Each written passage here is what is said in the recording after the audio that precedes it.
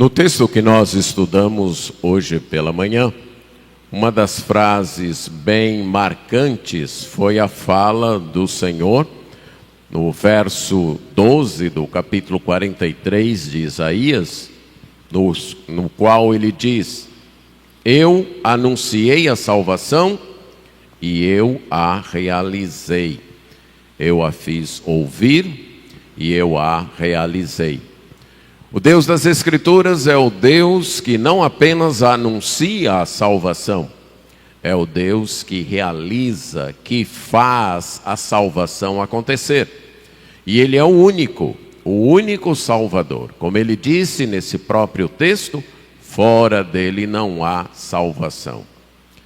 E no próximo texto Ele vai nos dar duas garantias de que nós podemos acreditar em suas promessas de salvação. Duas evidências de que podemos crer em sua palavra, em sua promessa, de que Ele é capaz de salvar.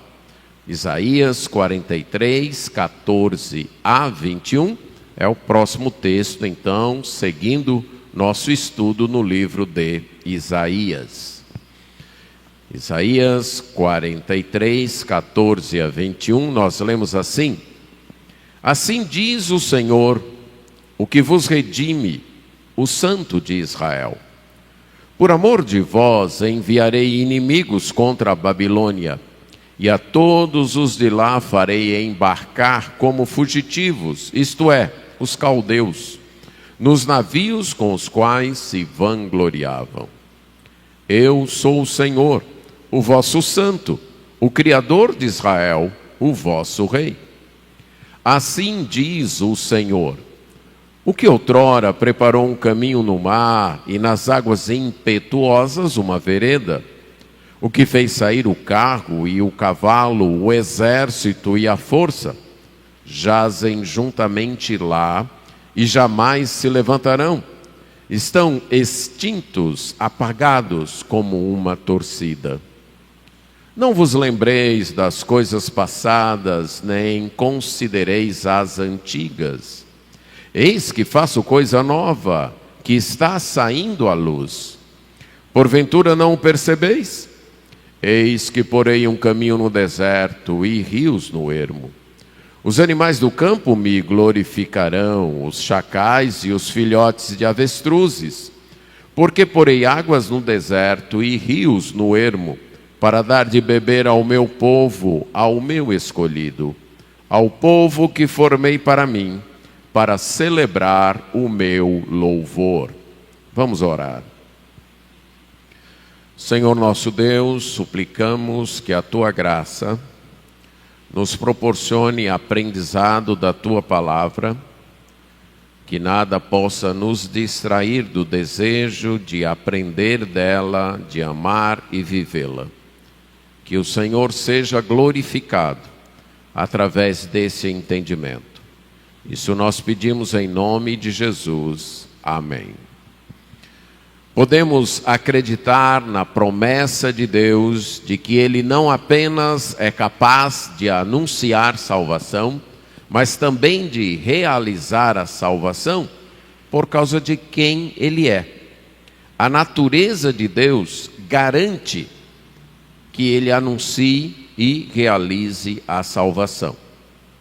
Sempre lembrando o contexto histórico deste texto, Isaías, que viveu ali em torno de 740 a 680 a.C., teve o seu ministério profético, melhor dizendo, nesse período de 740 a 680, pregou para a sua geração, desafiando aquela geração a confiar exclusivamente em Deus, a não confiar em si mesma, a não depender dos seus recursos, a não confiar nas nações em volta, a não fazer acordos e alianças para a sua proteção, mas confiar exclusivamente em Deus.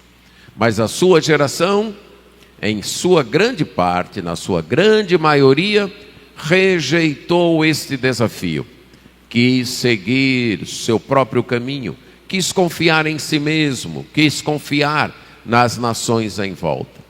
Com isso, Isaías percebeu que o juízo de Deus viria, que a disciplina de Deus viria sobre aquele povo.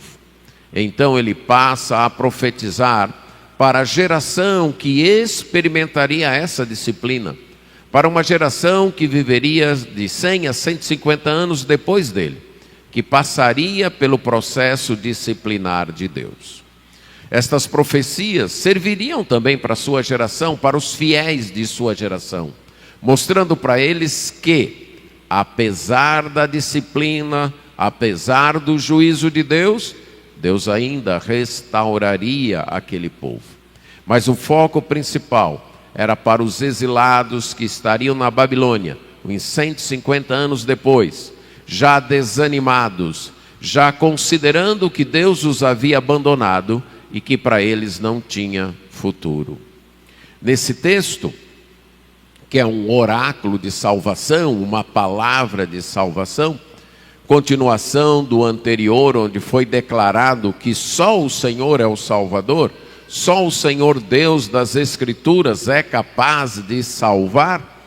Deus então dá um exemplo desta salvação para o seu povo, livrando-os do exílio, daquele exílio babilônico. Nesta parte, na posterior, até 44, verso 5, compõe todo um bloco. Deus vai detalhar as suas promessas de salvação, para que Israel pudesse cumprir o seu papel de testemunha ao mundo da ação salvadora de Deus. Neste nosso texto, nós temos duas estrofes, as duas marcadas, o seu início marcado pela expressão "assim diz o Senhor". Verso 14, ela aparece, e no verso 16. E na primeira estrofe nós temos a primeira garantia de que Deus é capaz de anunciar e realizar salvação. É por conta de quem Ele é, por causa de quem Deus é, da sua natureza. A natureza dele garante que Ele é capaz de anunciar e realizar salvação. Essa natureza aparece nos termos, nos títulos, nos nomes usados para Deus. Assim diz o Senhor. O termo Senhor, como eu já tenho explicado, aparecendo aí em sua versão, com todas as letras maiúsculas, com todas as letras em caixa alta, é o nome pessoal de Deus. Significa eu sou. Aquele nome que Deus se revelou a Moisés, ali no episódio da sarça ardente, quando Deus chamou Moisés para enviar Moisés e libertar o povo do Egito. E então Moisés pergunta: e quando eu chegar lá e o povo me perguntar, quem mandou você? O que é que eu vou dizer para eles? Aí Deus disse: você vai dizer para eles que o eu sou mandou você para lá. Que esse é o meu nome é eu sou. E o nome fala da eternidade de Deus e de sua aliança, de que Ele é capaz de cumprir a aliança que Ele faz com o seu povo, porque Ele é eterno. Ele é absoluto, Ele não depende de nada nem de ninguém. E as nossas versões em português decidiram traduzir este nome com a palavra Senhor, com todas as letras maiúsculas. Mas depois diz que esse Senhor é o que vos redime, ou literalmente, o teu Redentor. A palavra redentor no Antigo Testamento era usada para um parente que tinha a responsabilidade de socorrer uma pessoa de sua família que entrou em dificuldades financeiras, por exemplo, e teve que se vender como escravo. O parente redentor, então, era aquele que iria pagar o preço da libertação daquela pessoa. Pagar para que aquela pessoa deixasse de ser escrava e voltasse a ter sua liberdade.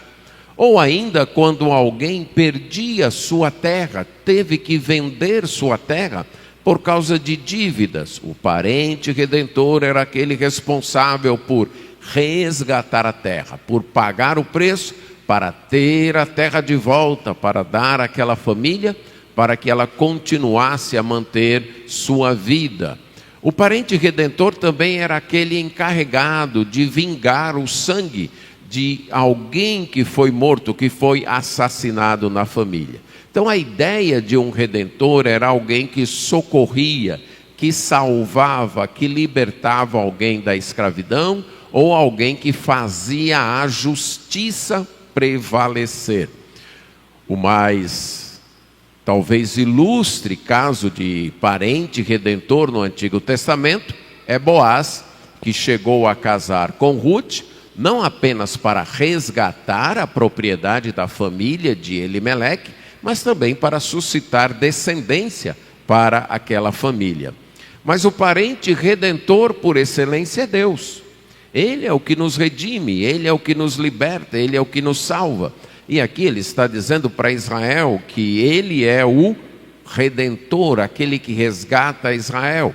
Várias vezes na história do Antigo Testamento, Deus já havia libertado o povo de Israel, libertado da escravidão no Egito, libertado várias vezes no período dos juízes, quando aquele povo desobedeceu a Deus e o juízo de Deus veio. E Deus levantou governadores, levantou líderes para libertá-los. Então Deus é o Redentor.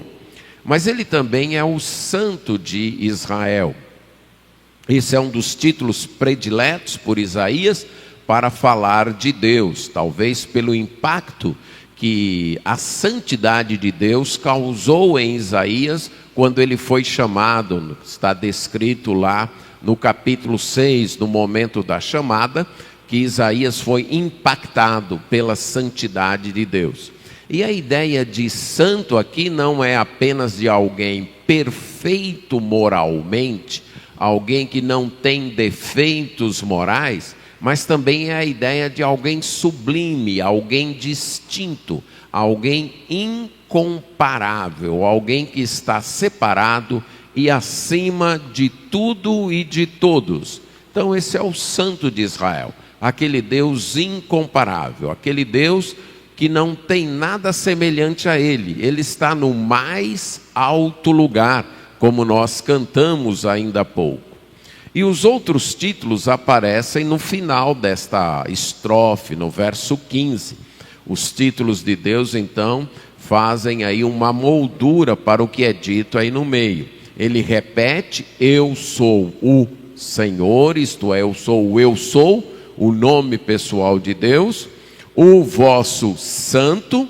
Repete novamente a ideia daquele que é sublime, inigualável e incomparável, mas acrescenta o Criador de Israel, aquele que criou esta nação, aquele que deu vida a esta nação, aquele que chamou esta nação à existência, aquele que forma o seu povo, aquele que faz o seu povo existir, aquele a quem o seu povo deve sua vida e sua existência. Não apenas o Criador, mas ele também é o Rei de Israel, o seu supremo governante, aquele que dirige a nação, dirige os seus destinos, aquele a quem a nação deve sua obediência, deve sua fidelidade. Esses títulos de Deus, então, e estes nomes e títulos de Deus, funcionam como garantias de que Deus vai cumprir sua palavra de salvação. Deus está dizendo: olha, eu vou enviar, eu vou mandar contra a Babilônia inimigos.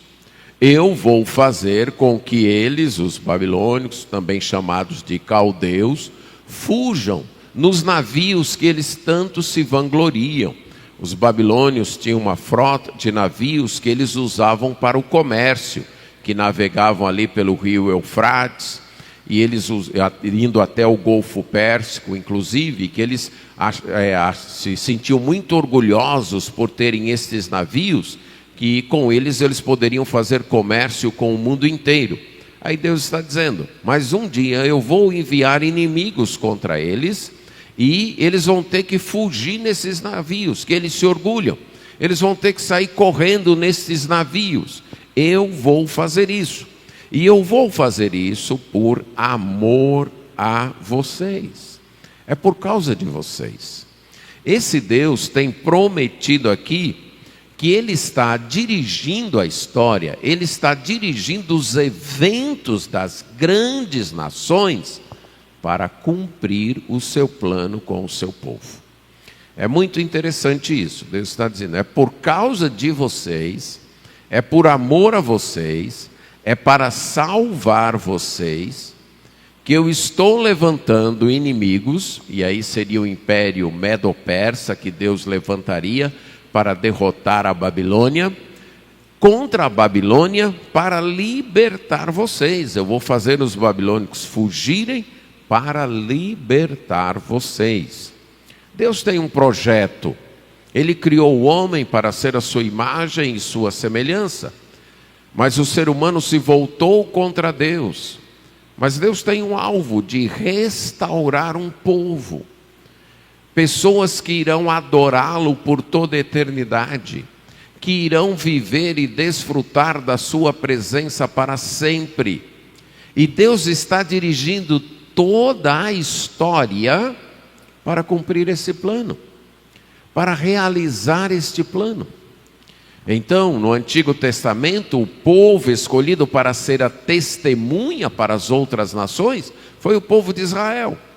E Deus estava moldando a história do mundo para trabalhar na vida de Israel. Deus permitiu que um império assírio se levantasse para ser disciplina para aquele povo de Israel. Depois Deus trouxe o império babilônico, que executou sua disciplina corretiva naquele povo. E agora, quando o processo disciplinar estava terminando, Deus vai levantar um outro império para libertar aquele povo. Deus está dizendo, é por causa de vocês que eu faço isso. É por amor a vocês que eu faço isso. Deus é o soberano sobre as nações. Deus é o diretor da história. E Ele não dirige a história de qualquer jeito. Ele dirige a história de acordo com o seu projeto redentor, de acordo com o seu plano de restaurar a sua criação e salvar o seu povo. Então Ele prometeu isso ao povo de Israel. E Ele disse, qual é a garantia que vocês têm que eu vou fazer isso? Ora, eu sou o Senhor, eu sou, que fiz um pacto com vocês, que fiz uma aliança com vocês quando tirei vocês do Egito. Eu sou o redentor de vocês. Eu sou aquele parente responsável por libertar vocês. Eu tenho um compromisso com vocês de libertar vocês. Eu sou o Santo de Israel, o sublime, o mais alto, o incomparável. Eu sou o Criador de vocês. Fui eu que criei vocês. E eu sou o Rei de vocês. São estas as razões que eu apresento para poder libertar vocês. Eu tenho um compromisso com vocês. Eu sou aquele que fez uma aliança com vocês. Eu sou aquele que tem a responsabilidade de ser o redentor de vocês. Eu sou o criador de vocês. Eu sou o santo inigualável. E eu sou o rei de vocês. Então, se eu não lutar por vocês, quem é que vai lutar? Se eu não agir em prol de vocês, quem é que vai agir? Então Deus está, através desses títulos e nomes, garantindo que Ele vai cumprir a sua promessa de libertar Israel. Os nomes de Deus expressam quem Ele é, expressam o seu compromisso.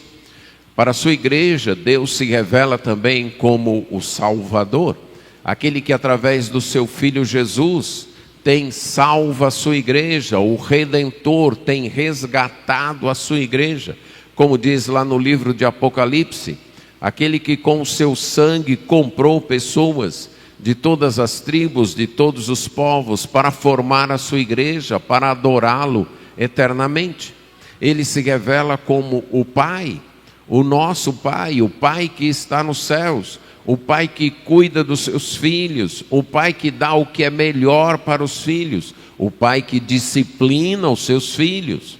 Ele também é o pastor, como Jesus mesmo disse, que Ele é o bom pastor, que cuida das suas ovelhas. Então esses títulos e nomes de Deus são garantias de que ele vai realizar a salvação em prol do seu povo.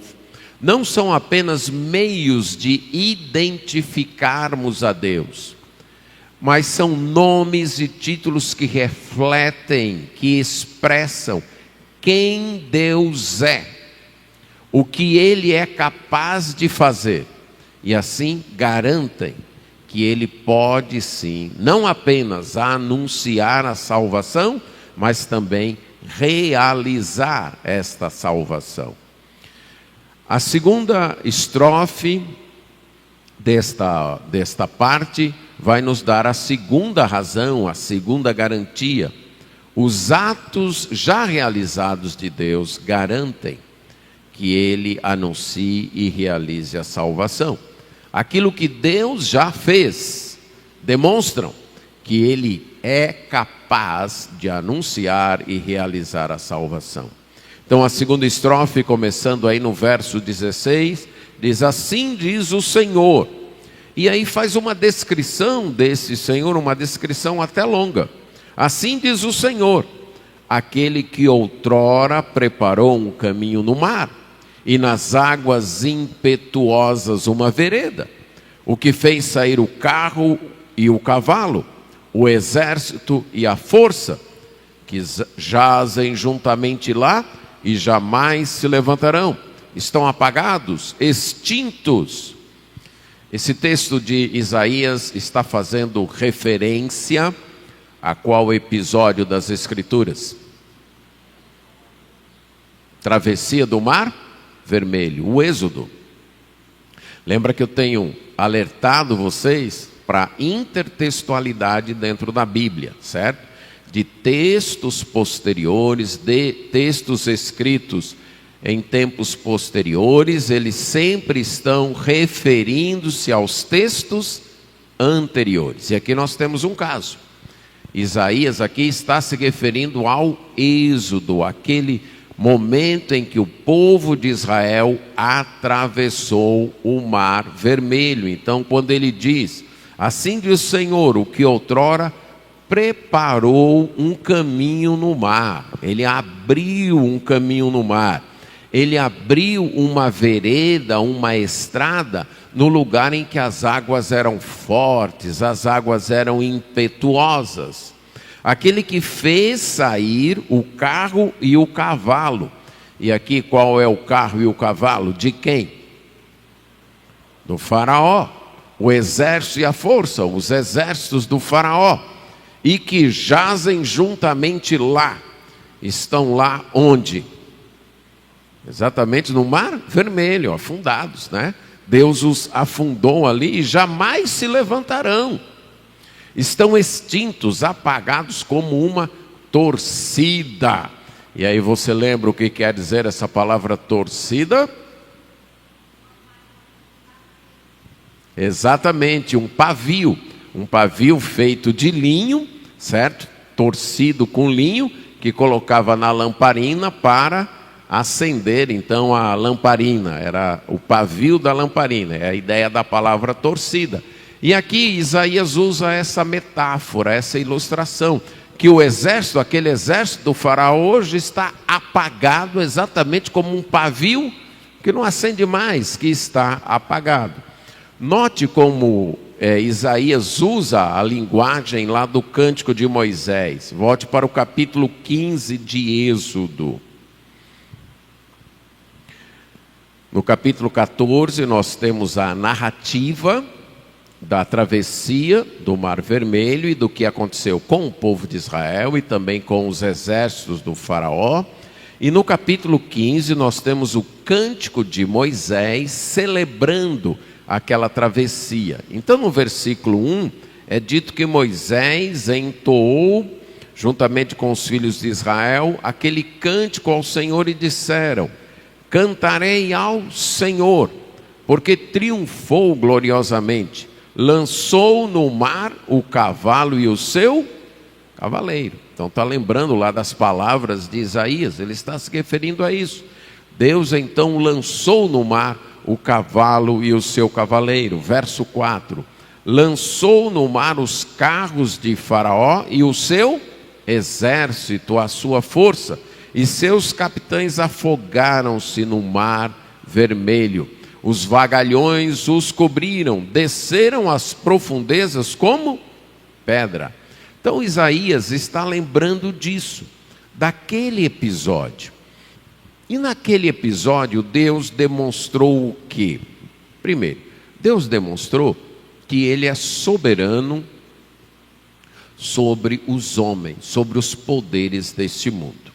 Lembra que lá em Isaías, que nós lemos no capítulo 43, no verso 17, diz: o que fez sair o carro e o cavalo. Quem foi que fez com que Faraó perseguisse o povo de Israel? Deus, foi Deus, né? Volte lá para Êxodo agora, capítulo 14, veja o que é dito no verso 4.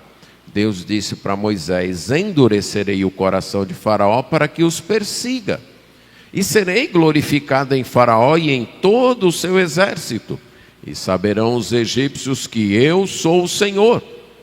Eles assim o fizeram. Então Deus é soberano sobre todos os governantes da terra, ok? E com isso, ao lembrar esse episódio para o povo de Israel que estaria no exílio, ele novamente está dizendo: não tenham medo dos governantes, dos poderosos deste mundo. Não tenham medo de suas leis, de seus decretos. Eles estão cumprindo o meu propósito. Eles não sabem, eles não admitem, mas eles estão cumprindo o meu propósito. Eu estou dirigindo a história, eu estou no controle. Vejam o que eu fiz lá no Egito. Eu fiz Faraó reunir os seus exércitos e sair atrás do povo de Israel. Eu fiz isso, eu estou no controle. Nós não temos que temer os governantes do mundo, ficar apavorados, com pânico, por conta de leis e projetos. Temos que cumprir nossa parte como cidadãos, de votar conscientemente, votar adequadamente, fazer escolhas corretas quando nos é dada a oportunidade, de lutar por nossos direitos de maneira legal. Isso nós temos que fazer. Mas viver apavorado, tremendo, com medo, e agora o que vai ser? Foi decretado isso, foi decretado aquilo. Não. Nós temos um Deus no controle. Há um Deus que está dirigindo. Há um Deus que controla, inclusive, o coração dos governantes. Há um Deus para isso. Então devemos lembrar disso. Mas esse Deus também controla as forças da natureza.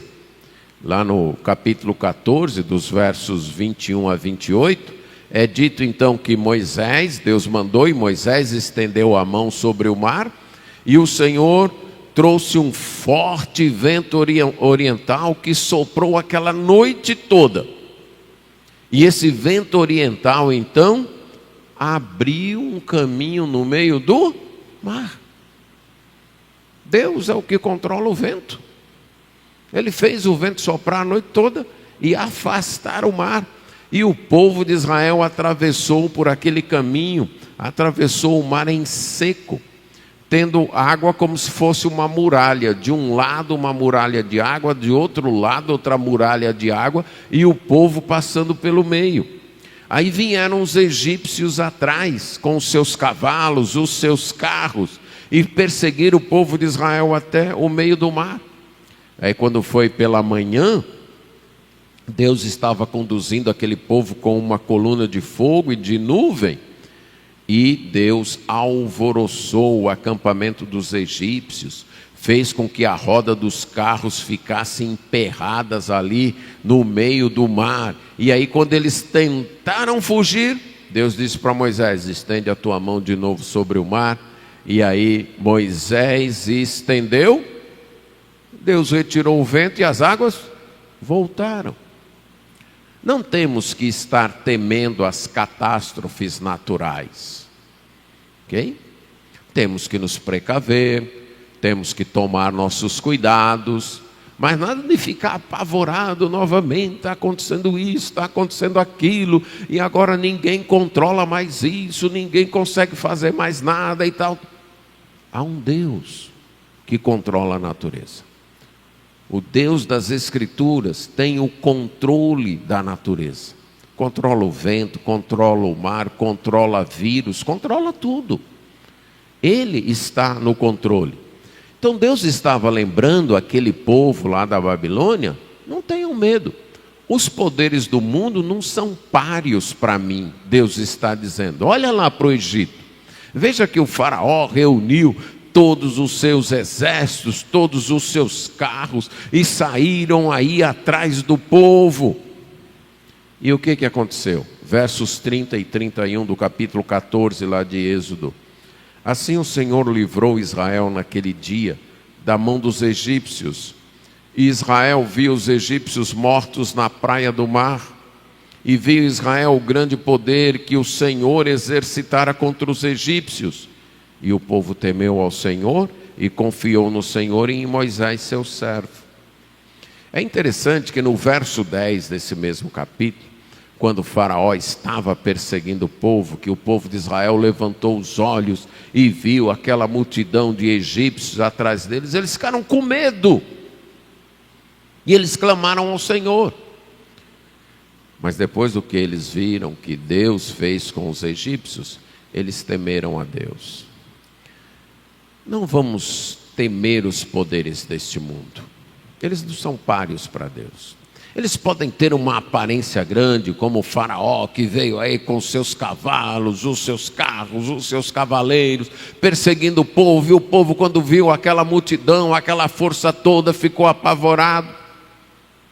E Deus? E Deus?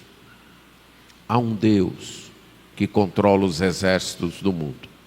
Há um Deus que controla as forças deste mundo. E nós devemos confiar nesse Deus. Então, quando o profeta Isaías relembra, assim diz o Senhor, aquele mesmo Senhor, é como se ele estivesse dizendo para o povo de Israel: sabe aquele Senhor que outrora abriu um caminho no meio do mar, aquele Senhor que outrora no meio de águas tempestuosas ele fez surgir uma estrada? Sabe aquele Senhor que moveu que o faraó com os seus carros e os seus cavaleiros viessem atrás de vocês, e até hoje eles estão lá sepultados no Mar Vermelho e não vão se levantar nunca mais? Esse é o Senhor que está prometendo salvar vocês. Esse é o Senhor que está prometendo resgatar vocês. Então não tenham medo, continuem confiando nele. Mas esse mesmo Senhor, e aí Deus passa a falar, né?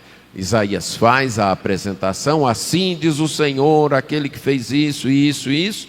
E aí a fala de Deus é: não vos lembreis das coisas passadas, nem considereis as antigas. E aí a gente precisa entender o que Deus está dizendo, porque através do profeta Isaías ele acabou de lembrar uma coisa passada, de considerar uma antiga. O que é que ele está querendo dizer com isso? Ele está querendo dizer que nós não devemos lembrar o passado por nostalgia, como se só houvesse passado. Talvez o povo de Israel lá no exílio nós lembramos lá do Êxodo, que Deus nos salvou, que Deus tirou nossos antepassados, que Deus nos libertou. Nós sempre lembramos disso, mas nós só temos a mente no passado. Nós não temos futuro. A ideia dessa frase é: lembrem do passado, não para ficar com saudades do passado, mas para ter esperança para o futuro. Lembrem do passado para saber o que Deus é capaz de fazer no futuro. Então é como se Deus dissesse: não fiquem presos ao passado. O passado deve nos ensinar, mas não deve nos prender. A gente fica lá: foi bom aquele tempo, se ele voltasse, tal. Não, o tempo não volta. Passou, passou. A gente pode aprender com o passado para continuar para o futuro. É isso que ele está dizendo. Então, olhem para o passado para que ele incentive a vocês, dê uma esperança a vocês. Olhem para o passado, mas lembrem-se, vocês não só têm um passado para contar, vocês também têm um futuro. É o que ele está dizendo para os exilados. Vocês têm um passado muito bom. Deus atuou e salvou vocês. Mas vocês também têm um futuro. Deus ainda vai salvar vocês. Deus vai fazer agora uma coisa nova. Ele vai agir novamente. Ele inclusive já está fazendo brotar, já está fazendo surgir. Mas vocês não estão percebendo. Vocês não estão notando. Algumas vezes a tristeza do momento é tão forte, a adversidade, o sofrimento, a luta do momento é tão intensa, que nós não enxergamos o que Deus está fazendo. Nós não enxergamos as oportunidades que toda aquela tribulação, que todo aquele sofrimento está criando. Podemos dar como exemplo Agar, quando ela teve que sair da casa de Abraão com o seu filho adolescente, aí talvez de uns 13 para 15 anos, e ela só tinha um pote de água, uma botija de água e uma carga de alimentos. E aí ela caminhou o dia todinho com o seu filho, e acabou a água e acabou a comida. E o menino começou a chorar com sede e fome. E aí ela colocou o menino ali embaixo de uma árvore. E ela foi para um lugar distante e falou: eu quero ficar longe, porque eu não quero ver o meu filho morrer de sede e de fome. E ela começou a chorar. E aí Deus ouviu. E Deus apareceu e o anjo do Senhor apareceu para ela. Eu ouvi a voz do menino. Eu fiz uma promessa, e Deus tinha feito uma promessa para Agar, antes de Ismael nascer, quando ela ainda estava grávida de Ismael, que Deus faria de Ismael uma grande nação. Mas naquele momento ela tinha esquecido da promessa. O sofrimento era tão intenso, tão forte, a dor tão grande, que ela esqueceu da promessa. E aí quando ela parou de chorar, que enxugou as lágrimas, ela viu que tinha um poço perto. Tinha um poço. Mas na hora da aflição, ela achou que ia morrer de sede. Já pensou morrer de sede ao lado de um poço? Muitas vezes a aflição faz isso. A solução está ali, mas a pessoa está tão aflita, está com tantas lágrimas nos olhos, a dor é tão intensa que ela não percebe o que Deus está fazendo. Mas no caso aí pode ter uma segunda razão para eles não perceberem. O ficar olhando só para o passado. Só para o passado, como foi, como era, aquele tempo que era assim, que era assado, que era desse jeito, que era desse outro jeito. Então só olhando para o passado, com aquela nostalgia, com aquela saudade, com aquele desejo. Ah, se a gente pudesse voltar. Ah, se eu pudesse voltar eu faria diferente. E não consegue enxergar as oportunidades do presente. Quem vive só com olhos no passado, neste sentido, de ficar só olhando para o passado, com essa saudade, com essa nostalgia, nem curte o presente e também tem a grande possibilidade de não ter futuro, ok? De não se preparar para o futuro. Então, olha-se para o passado para ver o que Deus fez. Ele foi capaz de fazer isso lá? Foi. Então, ele é capaz de fazer de novo aqui. Então, o povo de Israel não estava percebendo o que Deus estava fazendo. Deus já estava dando sinais de que Ele ia libertar aquele povo do exílio. Mas a dor, a frustração, a desesperança era tão grande que eles não conseguiam enxergar. Ou os olhos voltados para o passado. Mas Deus disse: eu vou, de novo, pôr um caminho no deserto e rios no ermo. Agora, quando foi que Deus colocou um caminho no deserto e rios no ermo? Ermo é um lugar também deserto, é um sinônimo para deserto. Quando foi que Deus fez isso? Novamente, quando eles saíram do Egito, que eles começaram a caminhar foi no deserto. E quem foi que guiou eles no caminho certo? Deus. Com a coluna de nuvem de dia e a coluna de fogo à noite. E quando faltou água, o que Deus fez? Falou para Moisés bater numa pedra, num lugar onde estava tudo seco, e o que aconteceu? Saiu água da pedra. Ele colocou um caminho no deserto e rios no ermo. Ele fez isso. Êxodo 13, 21 e 22 fala de Deus guiando o povo no deserto com a coluna de nuvem e a coluna de fogo. E Êxodo 17, 6 fala do episódio de Moisés batendo na pedra, batendo na rocha e rios de água surgindo. Aí Deus está fazendo. Deus está dizendo, eu fiz isso uma vez e eu vou fazer de novo. Eu vou fazer novamente. Eu vou fazer esta coisa nova. Eu vou salvar vocês. Eu sou esse Deus que já salvei e vou salvar vocês. Então aquilo que Deus fez no passado é garantia de que Ele pode anunciar e realizar a obra de salvação. E aí ele diz, os animais do campo me glorificarão. Os animais selvagens, os seres viventes como os chacais, os filhotes de avestruzes, estes animais que ninguém cria, que vivem soltos no campo, que vivem meio selvagens, eles vão me glorificar.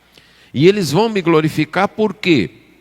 Aí ele repete, porque eu vou colocar águas no deserto e rios no ermo para dar de beber ao meu povo, ao povo que eu escolhi, ao meu escolhido.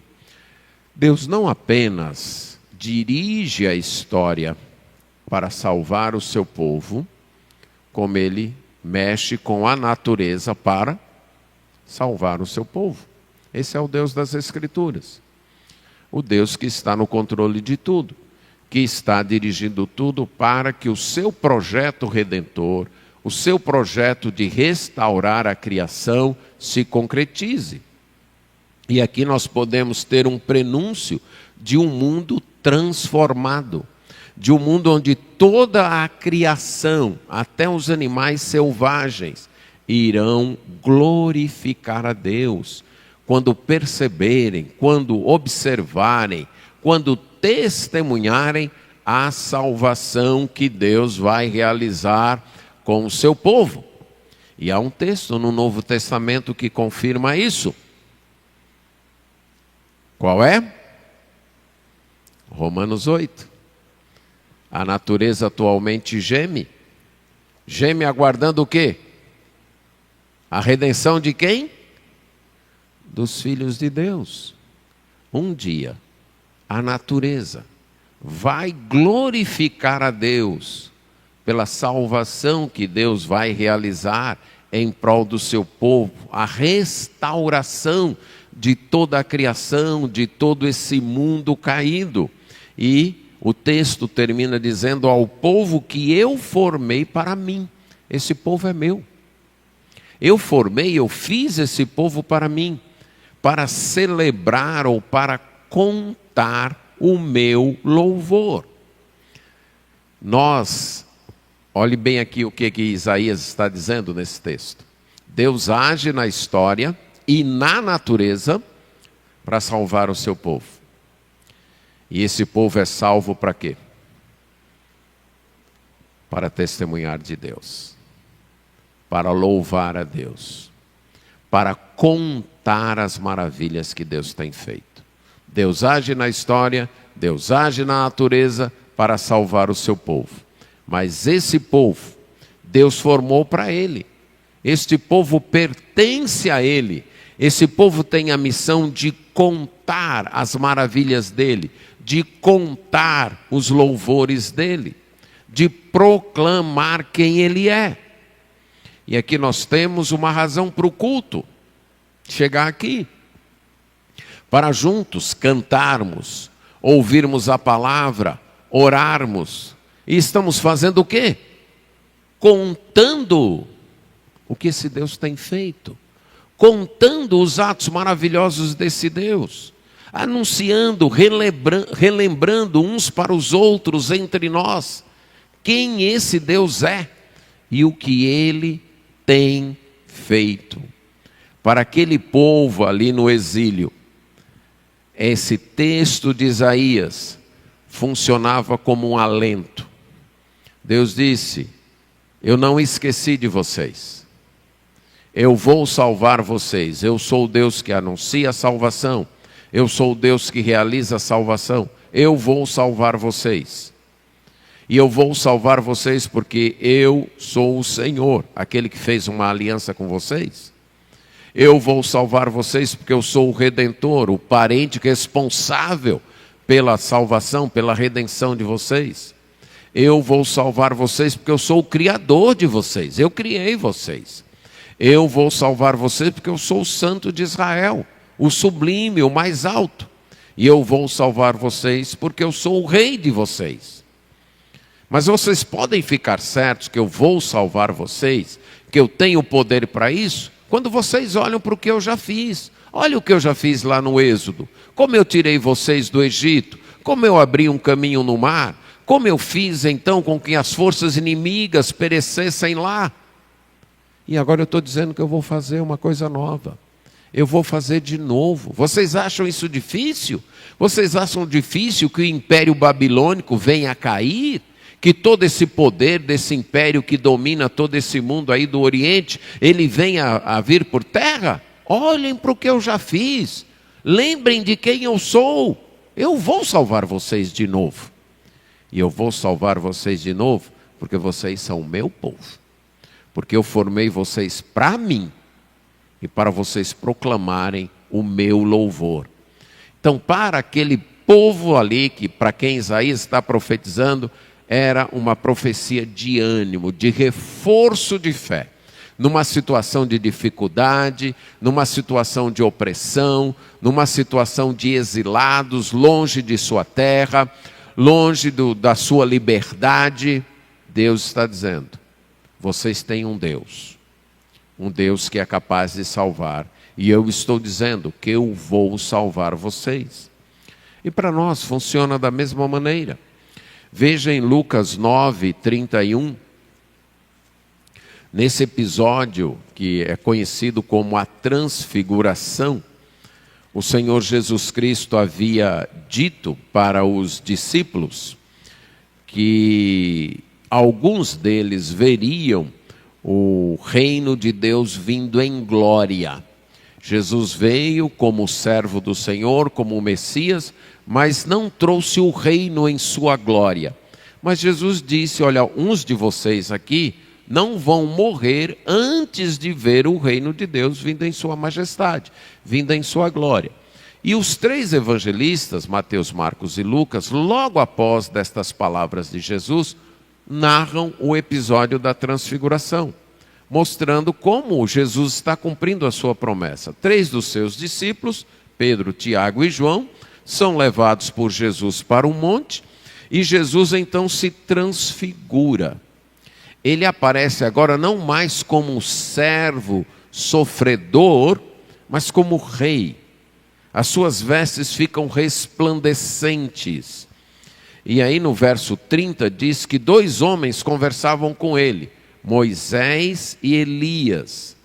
E estes homens apareceram em glória e falavam da sua partida que estava para cumprir em Jerusalém. A palavra aqui traduzida como partida é exatamente a palavra êxodo. E falavam do seu êxodo. O êxodo lá do Egito, a libertação do exílio babilônico, eram prenúncios de uma outra libertação, de um outro êxodo, que foi cumprido em Cristo na cruz.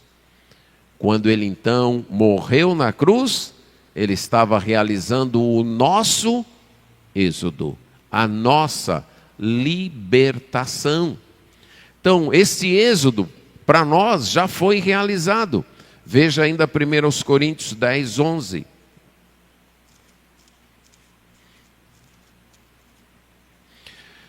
Nesse texto, o apóstolo Paulo relembra os irmãos de Corinto a caminhada do povo de Israel no deserto e mostra como Cristo esteve com eles, era a pedra espiritual que os seguia. E no verso 11 ele diz: estas coisas lhes sobrevieram como exemplos e foram escritas para advertência nossa, de nós outros, sobre quem o fim dos séculos tem chegado. Tudo que foi dito lá no Antigo Testamento foi dito para o povo daquela época, mas foi dito também para mim e para você. O nosso Deus, o Deus das Escrituras, é o Deus capaz de anunciar salvação e capaz de realizar a salvação. Porque Ele é o Deus soberano, absoluto, o Rei, aquele que assumiu ser nosso Pai, ser nosso pastor, ser nosso Redentor, aquele que através de Jesus fez uma aliança conosco. Aquele que disse, Ele prometeu, que nenhuma ovelha dele se perderia. Ele prometeu. Ele é o pastor que não vai perder nenhuma das ovelhas dele. Então nós temos esta garantia. E Ele já realizou tantas obras que nós podemos olhar e saber, o Deus que fez isso tem prometido restaurar-nos para uma salvação eterna, para morar para sempre com Ele. Então, diante do momento que vivemos, diante das tribulações que cada um passa, pessoais, particulares, familiares, internas, emocionais, lembre-se, você não está só. Há um Deus que é Rei, que é soberano, que é pastor do seu povo, que é Pai do seu povo, que enviou o seu Filho Jesus como Redentor do seu povo. E esse Deus diz que está cuidando deste povo e vai salvar este povo. Há um Deus que já realizou libertações no passado e que tem prometido que vai guardar o seu povo, vai salvar o seu povo até novos céus e nova terra. Então, para nós, o texto também deve funcionar como um alento, como um ânimo. Passamos por dificuldades aqui, mas estamos seguindo um Deus que é capaz de abrir caminho no meio do mar, que é capaz de destruir os inimigos, que é capaz de guiar um povo no deserto e é capaz de fazer surgir água no meio do deserto para saciar o povo que é dele, o povo que formou para Ele, o povo que é para cantar a glória dele. E enquanto novos céus e nova terra não chegam, nosso papel aqui é exatamente proclamar esse Deus, anunciar esse Deus, falar das maravilhas desse Deus, confiando que tivemos um passado maravilhoso como povo de Deus, temos um presente e com certeza teremos um futuro mais maravilhoso ainda pela graça de Deus. Amém.